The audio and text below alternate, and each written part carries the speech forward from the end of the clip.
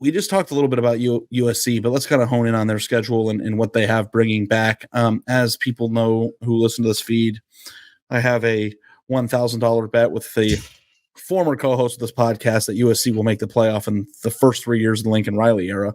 And I'm having really mixed emotions. I think I'm going to win by default because next year everyone makes the playoff, even if you're not that good. So I think USC will be able to do that then. But in this show, I don't want to scoop myself, but I feel like they have to be the Pac-12 favorite, but I don't necessarily believe that they are going to do it in my heart of hearts. I picked them, but I don't think they're going to do it. Plays Washington and Oregon on the road this year. Missed both of them last year, right? Also plays Utah again, and Notre Dame's on the road. And of course, they kept the defensive coordinator that fielded a team that couldn't tackle with their lives depending on it. So I don't know, what it's going to look like. They've had some pretty important transfers come in. Bear Alexander's the one who comes to mind. Dorian Singer on offense comes to mind. And a few others on the defensive line from the SEC. But I am really, really nervous about them just being the same exact iteration of what they were a year ago. Maybe marginally better, but awesome offense, incredible quarterback, must-watch television, can't stop a nosebleed.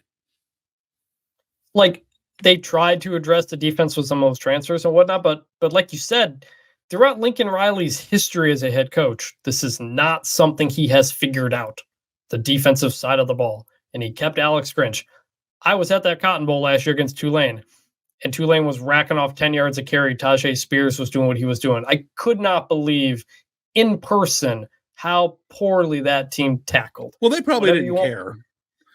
Did they care the rest of the the season? Did they care in the Pac-12 championship game? Because it wasn't much better in that game either. Remarkably not there. And it's just, again, the history. This isn't something where Lincoln Riley's trying to rekindle what he had at some other spot and fix it. There's nothing in his history that says he's figured out in whatever he does as a head coach that'll fix the defense. So you're right.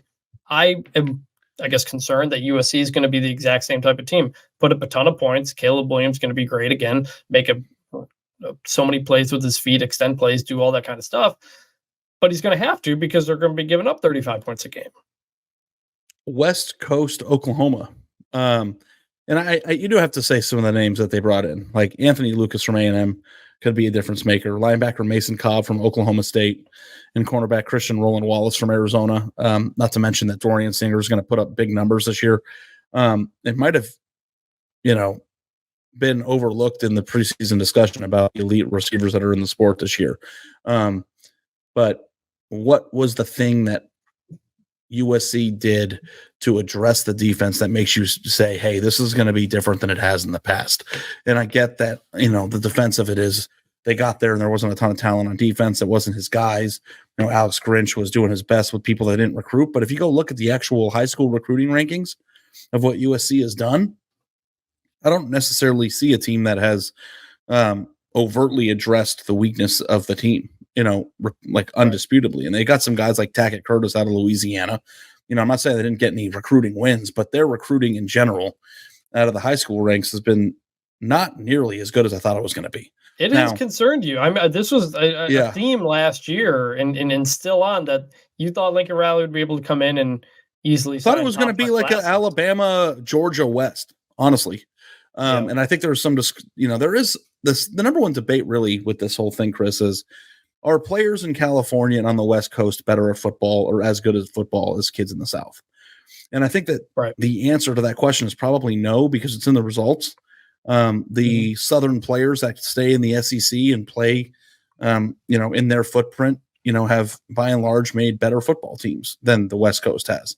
And California in general has been a breeding ground for the entire conference, and the entire conference hasn't made the playoffs since Washington, right?